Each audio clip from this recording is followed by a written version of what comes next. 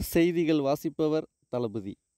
நீலகிரி சாலையோரத்தில் அதிகமாக காட்டு மாடு என்று சொல்லக்கூடிய பைசன் உலாவு வருவதால் சுற்றுலா பயணிகள் பீதி. இப்படி தாங்க நியூஸு. இந்த நியூஸ் வந்துட்டு இருக்கும்போது இந்த டைமில் தான் நாம் பைக் ரைடு கிளம்புறோம். நான் கிளம்பலாமா? வேறு லெவலில் இந்த வீடியோ இருந்துச்சு. செம்ம. ஃப்ரெண்ட்ஸ் எல்லாருமே கோயம்புத்தூர்லேருந்து வந்திருந்தாங்க.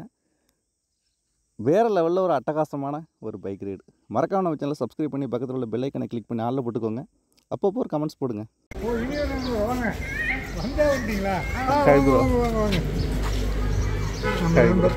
தளபதி திருவாரூர்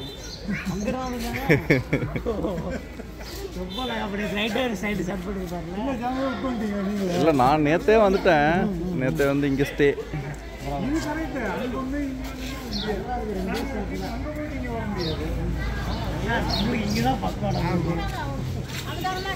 நீங்கள் ப்ரோ, நீங்கள் நாமக்கலா? இல்லை, நாங்கள் திருப்பூரில் திருப்பூர். சொந்த ஊர் வத்தலகுண்டா? நான் வத்தலகுண்டில் தான் படித்தேன். அப்படியா? Okay okay. வத்தலகுண்டு தானே பக்கமா? ஓ, ஒரு கடை என்ன சொன்னீங்களே, அந்த பழைய கூரை கடை இருக்குல்ல, அந்த வைகை டேம் ரூட்டு, அந்த ஜெயமங்கலம் ரூட்டு. நாங்களே கியூவில் நின்று தான் சாப்பிடுவோம். போகிற நேரம் அந்த மாதிரி. ஆமாம். நீங்கள் எந்த ஊர் ப்ரோ? திருப்பூர் தானா? நீங்கள்? கோயம்புத்தூர். சொந்த ஊர் திருச்சியா? திருச்சியில் எங்கே? சரி, நம்ம ரூட்டு தான். கோயம்புத்தூரில் நீங்கள் ஒர்க்கில் இருக்கீங்க? சொந்த ஊர் திருச்சி. சூப்பர். ஒரு திருச்சி டச் பண்ணிட்டு தான் இருப்பார். திருச்சி தானே வர்ற ரூட்டே. ஆமாம். ஊட்டி கிளம்பிட்டோம். போயிடலாமாங்க? சரி, போகலாம்.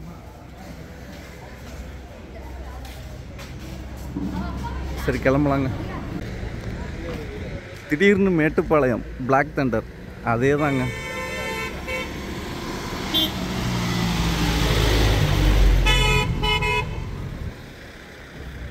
காலையிலேயே என்ன கேட்டு ஓப்பன் பண்ணல. பைக் ரைடு கிளம்பிட்டோங்க ஊட்டி.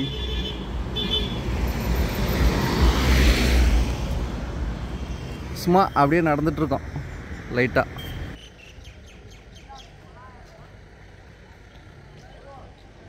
என்னென்னு pay and use toilet. Fresh அப்னா எதுவும் ஃப்ரெஷ் வச்சு தேய்ச்சி விடுவாங்க. அநியாயத்துக்கு 20 ரூபா கேட்குறாங்க பாருங்க அந்த டாய்லெட்டில். எங்கே?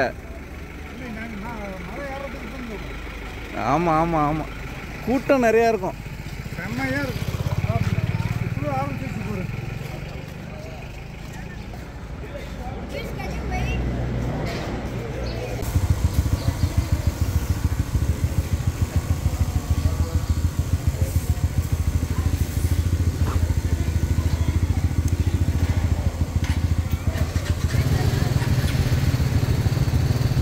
கிளம்பலாம்.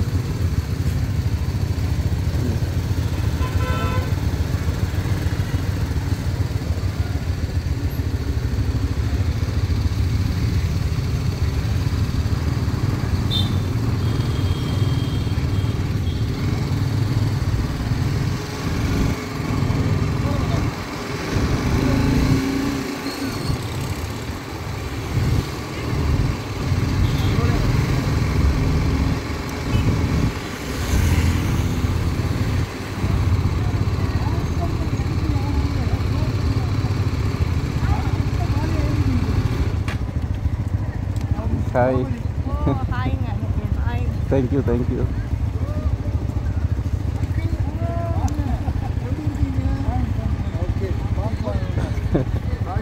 Hi bro. தளபதி. எங்க போட போறீங்க?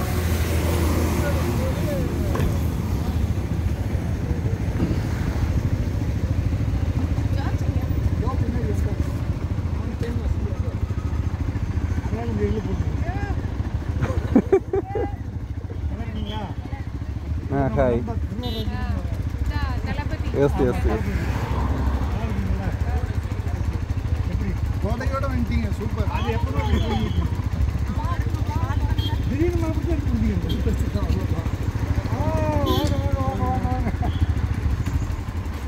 தளபதி நம்ம நண்பர். Hi bro. இவங்க நிறைய ட்ரிப் போயிருக்கேன்.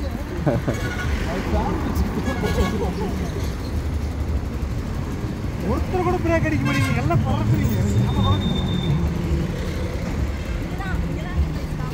நானே அடுத்து இங்கே வராதுங்க. கொஞ்சம் செக் போஸ்ட் முன்னாடி லெஃப்டில் ஒரு பெரிய ஸ்பேஸ் இருக்குது. ஸ்டாப்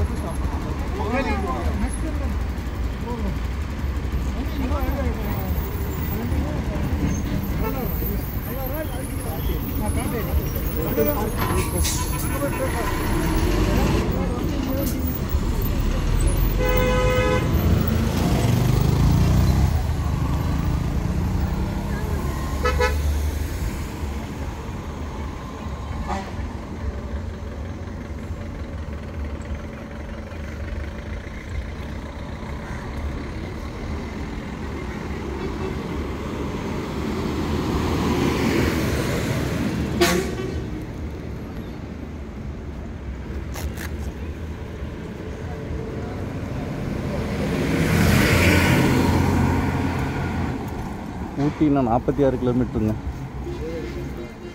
ஆமாம், எல்லாருமே வந்துட்டாங்க. அப்படியே கிளம்பலாமா? இந்த இடம் பிளாக் தண்டர் தான் மீட்டப் பாயிண்ட். என்னென்ன பைக்குன்னு பார்த்துக்கோங்க. இதெல்லாம் புதுசுங்க, ஷார்ட் சூப்பர்.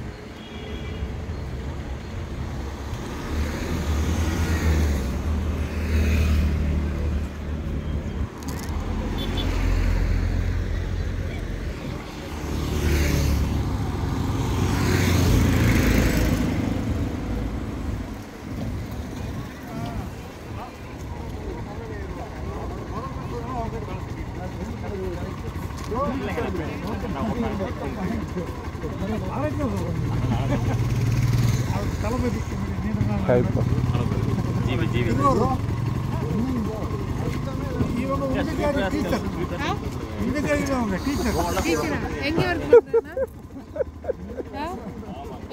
திருவாரூர். திருவாரூர் ஸ்கூல்லையா? பிடி. நீங்கள்? நானும் ஃபிசிக்கல் எஜுகேஷன் தான். அப்படியா? ஓ, கேரளாவா? ஊர் வந்து கேரளா, இங்கே ஒர்க் பண்ணுறது இங்கே கோயம்புத்தூர் நீலம்பூர். ஓ, ப்ரைவேட் ஸ்கூல் தான். ஓ, இன்டர்நேஷனல் ஸ்கூல். Okay okay. எந்த ஈவெண்ட்? இயரா? ஈவெண்ட் என்ன என்ன அத்லெட்டிக்ஸில் இல்லைன்னா கேம்ஸ் இந்த மாதிரி? நான் மேத்தமெட்டிக்ஸ் டீச்சரா?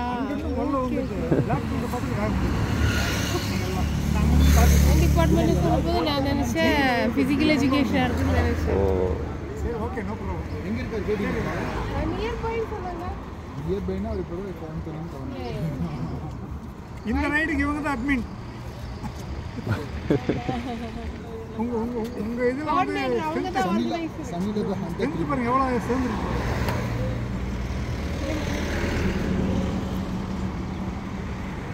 ஆர்மி சொல்லுவாங்க. இப்போ இந்த ட்ரிப்பு இங்கே தான் ட்ரிப் கோஆர்டினேட்.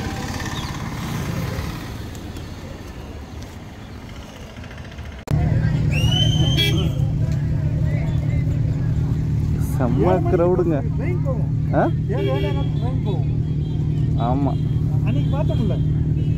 நம்மளே தள்ளிக்கிட்டு போனால் 1 மணி நேரம் முன்னாடி போயிடும் ட்ரெயின்.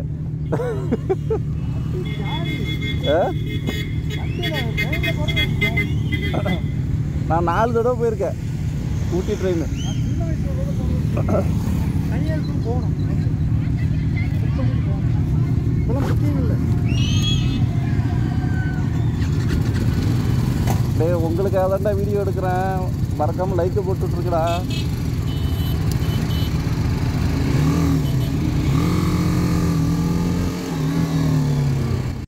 மலைகளின் அரசி ஏன் அப்படி சொல்கிறோன்னு கேட்டிங்கன்னா, ஊட்டி அப்படிங்கிற ஒரு ஏரியா அதுதாங்க உதகமண்டலம்.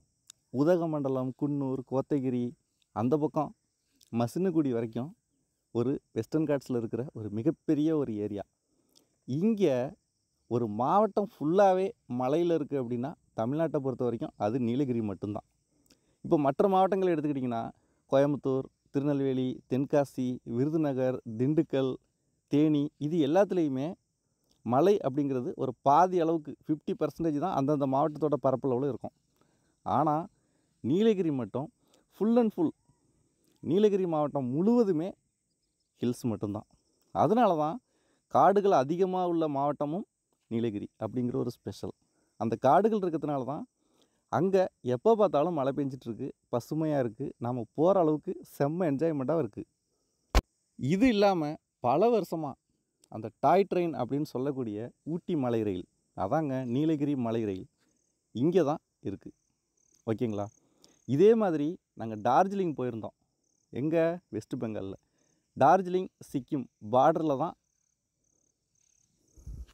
இதே மாதிரி ஒரு மலை ரயில் அங்கே இருக்குது, டார்ஜிலிங் மலை ரயில் அப்படின்னு சொல்லிட்டு.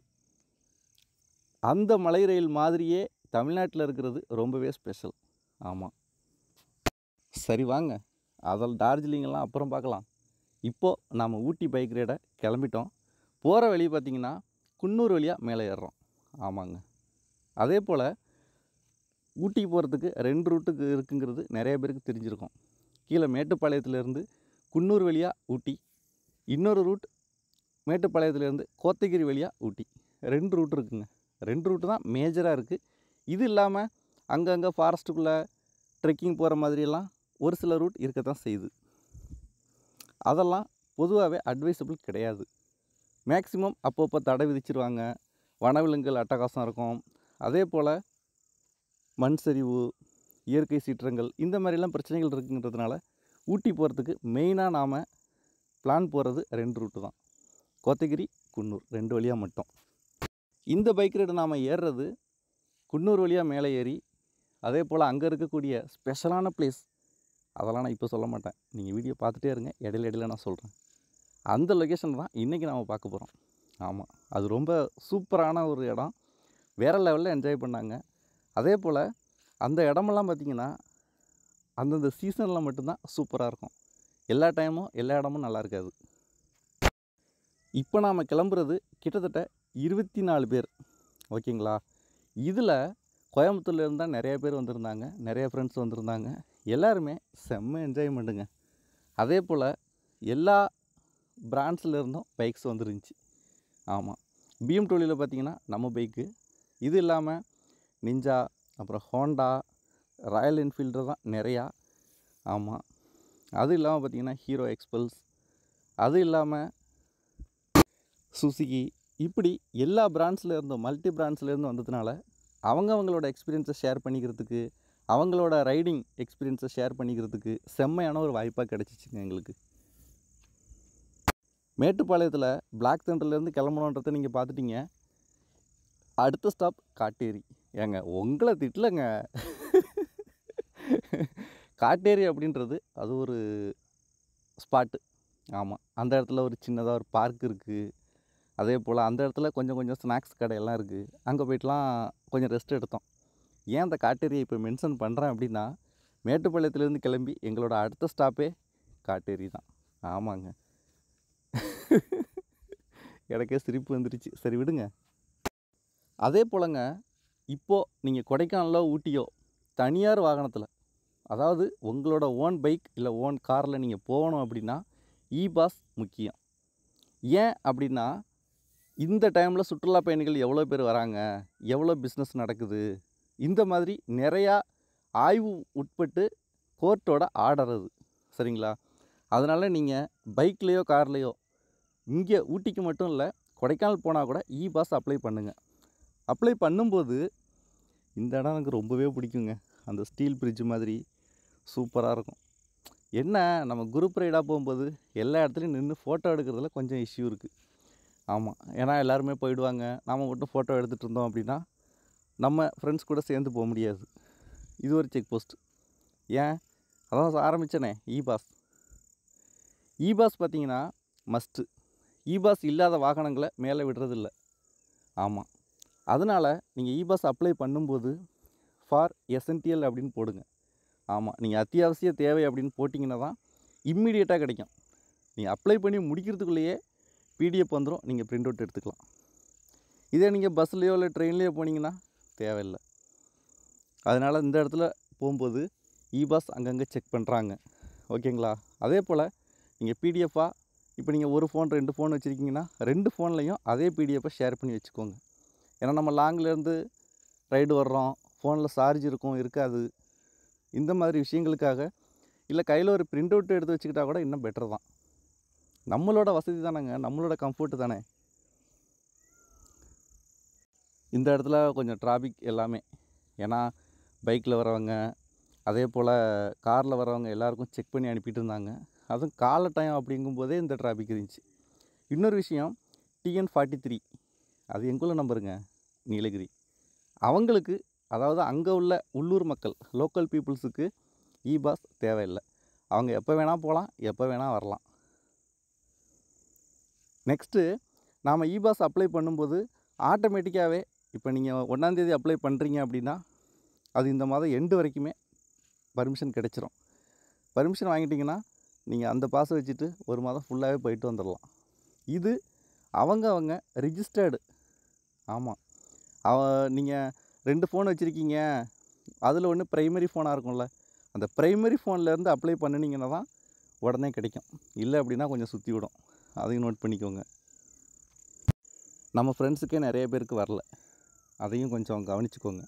இதெல்லாம் முன்னாடியே எடுத்துக்கிறது தாங்க பெட்ரு. நம்ம 1ஆம் தேதி பிளான் போடுறோன்னா அதுக்கு முன்னாடி ஒரு 3 நாளைக்கு முன்னாடியோ 2 நாளைக்கு முன்னாடியோ போட்டிங்கன்னா தான் உடனே கிடைக்கும். மற்றபடி அந்த போகிற அன்னைக்கு வாங்கிக்கலாம், காலையில் வாங்கிக்கலாம் அப்படின்னா நாம் ஃபோனை உட்காந்து பார்த்துட்டு இருக்க முடியாது. அது சர்வர் பிஸி அப்படின்னு வந்துச்சுன்னா ஒன்றுமே செய்ய முடியாதுங்க. அதே போல் ஒர்க்கிங் டைமில் நீங்கள் ஆஃபீஸோட ஒர்க்கிங் டைமில் அப்ளை பண்ணிங்கன்னா இம்மிடியேட்டாக கிடச்சிரும், லேட்டுக்கே வேலை இருக்காது. ஓகே, நாங்கள் போகும்போது எல்லாரையுமே செக் பண்ணல, ஒரு பாதி பேர் செக் பண்ணாங்க, எல்லாருமே கரெக்டாக இருந்துச்சு அப்படின்னு சொல்லவும் ஓகே ஜூட்டு கிளம்பியாச்சுங்க. அதே போல் நம்ம கூட ஒரு பச்சை கலரில், பச்சை மீன்ஸ் அந்த ஆர்மி மாதிரி ஒரு கலரில் ஒரு ஹிமாலயன் முன்னாடி உள்ள மாடல், அதில் ஒரு ப்ரோ வந்திருந்தார். பார்க்குறதுக்கு அந்த கலர் அப்பியரன்ஸ் நல்லா இருந்துச்சுங்க, சொல்லணும்னு தோணுச்சு, சொல்லியாச்சு. அதே போல் நீங்கள் கொடைக்கானல் போகிறத விட ஊட்டி போகிறப்ப செக்கிங்லாம் அதிகமாக இருக்கும். 2 பேர் பைக்கில் போனால் 2 பேருக்கும் ஹெல்மெட் வேணும். அதே போல் பொல்யூஷன் சர்டிஃபிகேட், இது இல்லாமல் இன்சூரன்ஸு, ஆர்சி எல்லாமே பர்ஃபெக்டாக இருந்துச்சுன்னா தான் நம்ம ஊட்டி போய் வரும்போது டிஸ்டர்ப் இல்லாமல் இருக்கும். இல்லை அப்படின்னா அங்கங்கே மறைச்சி நம்மளா 10 நிமிஷம் அரை மணி நேரம் போலீஸ் நிற்க வச்சாங்க அப்படின்னா அது வந்து ஒரு மாதிரி அப்செட் ஆயிருங்க. அதுக்காக ஊட்டி போகிறீங்கன்னா பைக்கோட உங்களோட எல்லா டாக்குமெண்ட்ஸையும் பர்ஃபெக்டாக வச்சுக்கிட்டு கிளம்புங்க, அதுதான் நமக்கு பீஸ்ஃபுல்லாக இருக்கும். ஏங்க இது அட்வைஸ்லாம் நினச்சிக்காதீங்க.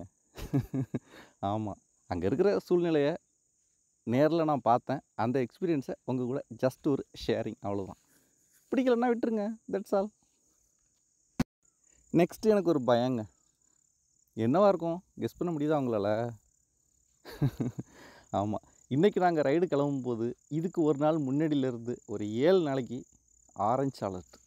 ஆமாம், கனமழைக்கான ஆரஞ்சு அலர்ட் கொடுத்துருந்தாங்க.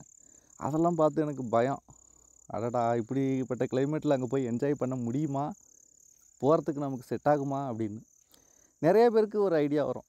அதாவது ரைடர்ஸ் இல்லாதவங்களுக்கு ரெயின் கோட்டு தான் இருக்குமே போட்டுக்க வேண்டியதானே அப்படின்னா, ரெயின் கோட்லாம் போட்டுக்கலாங்க, 10 நிமிஷம் 5 நிமிஷம் 15 நிமிஷம் தான் தாங்கும்.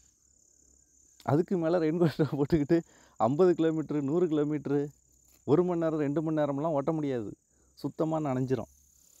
ஓகேங்களா? என்ன தான் நம்ம ரெயின் கோட்டு எல்லாமே ஃபுல் பேக்கப் பண்ணாலுமே கொஞ்சம் நேரம் தாங்க தாங்கும். அதுக்கப்புறம் எப்படியும் கொஞ்சம் கொஞ்சமாக தண்ணி இறங்கி உள்ள டோட்டலாக நனைஞ்சிருச்சுன்னா அப்புறம் நமக்கு கம்ஃபர்ட்டே இருக்காது பைக் ரைடுக்கு. அது ஒரு இஷ்யூ இருக்குது. அது லடாக்கில் போனாலும் கம்ஃபர்ட் இருக்காது, ஊட்டியில் போனாலும் கம்ஃபர்ட் இருக்காது. ஏன்னா அப்படி தான். காலையில் நம்ம பிளாக் தண்டரில் கிளம்பும் போதுலேருந்தே வயத்துக்குள்ளே ஒரு பூச்சி கத்துற மாதிரி ஒரு சவுண்டு. ஆமாம், பசி ஆரம்பிச்சிருச்சுங்க அங்கேயே. ஆனால் எல்லோரும் சாப்பிட்டாங்களா இல்லையா அப்படின்றது தெரில.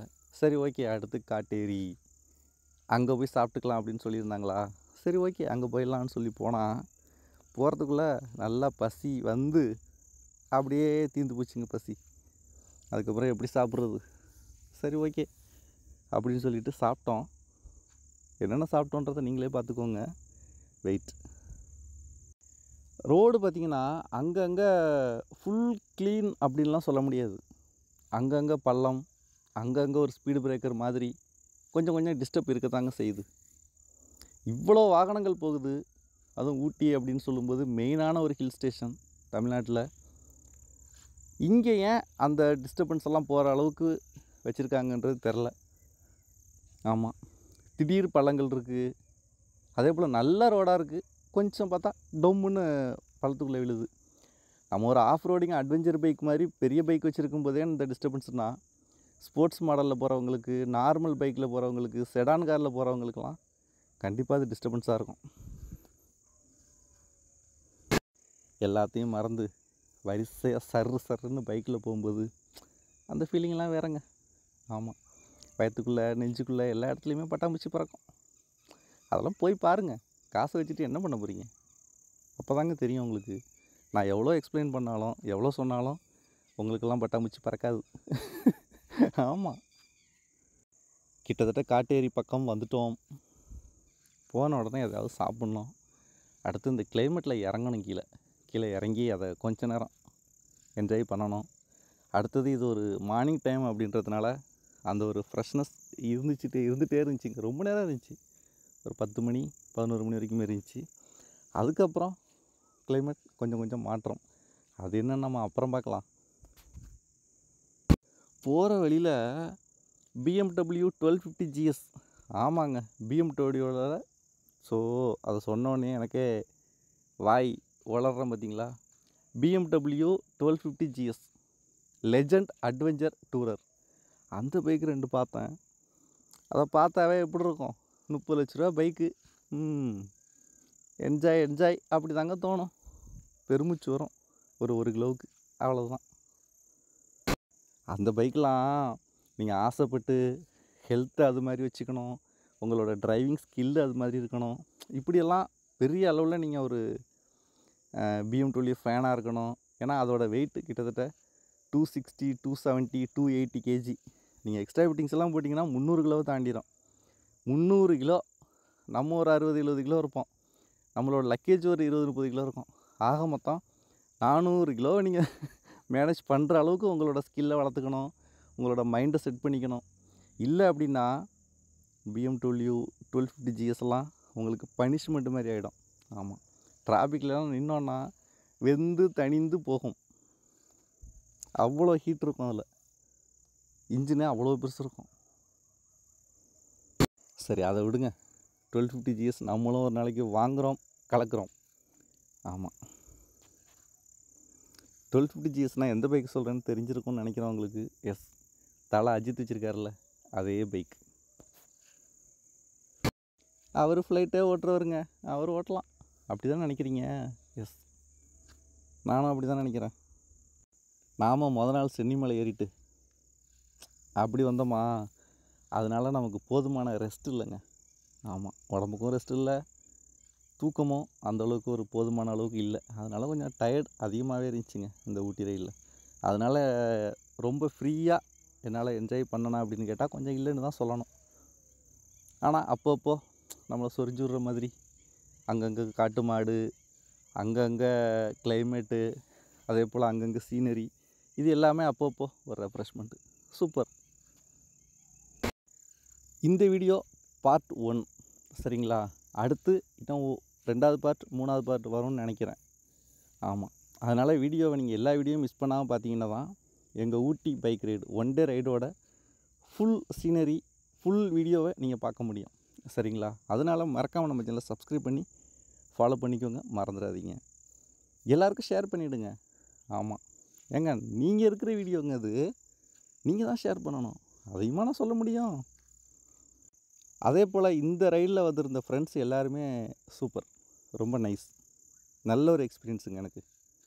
ஆமாம், அதையும் சொல்லியாகணும்ல, அதுக்காக தான். அதே போல் இந்த வீடியோ எப்படி இருக்குது அப்படின்னு நீங்களும் ஒரு கமெண்ட்ஸ் போட்டிங்கன்னா தான் நானும் அதை படிச்சுக்குவேன். எங்களுக்கும் ஜாலியாக இருக்கும். பாடுறா இவ்வளோ பேர் பார்த்துருக்காங்க அப்படின்னு சொல்லி. ஓகேங்களா, கமெண்ட்ஸ் போடுங்க. காட்டேரி. யார் காட்டேரின்னு கேட்குறீங்களா? நான் யாரையும் சொல்லலைங்க. இந்த லொக்கேஷன் பேர் காட்டேரி. இருங்க காட்டுறேன்.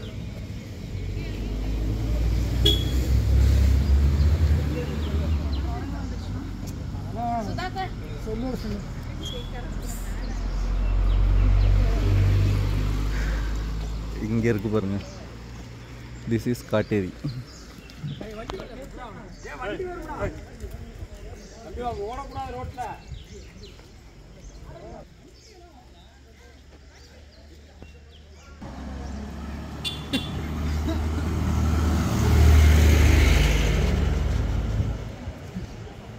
இதுக்கெல்லாம் சிரிக்கணும். சந்தோஷமா இருக்கு.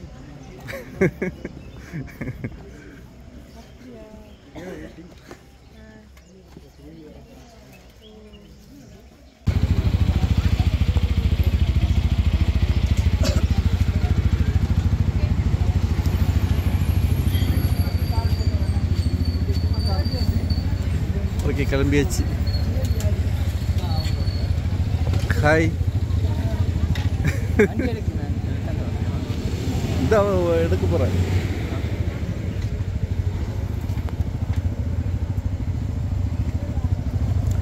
ஓகே, கிளம்பியாச்சுங்க.